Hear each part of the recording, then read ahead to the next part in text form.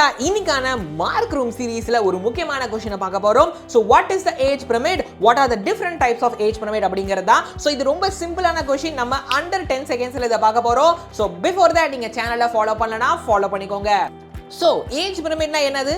ஒரு பாப்புலேஷன் எந்த டைமா இருந்தாலும் வேற வேற ஏஜ் குரூப்பை சேர்ந்த இண்டிவிஜுவல்ஸை வச்சிருக்கோம். அதான் சொல்றாங்க population at any given time is composed of individuals of different ages.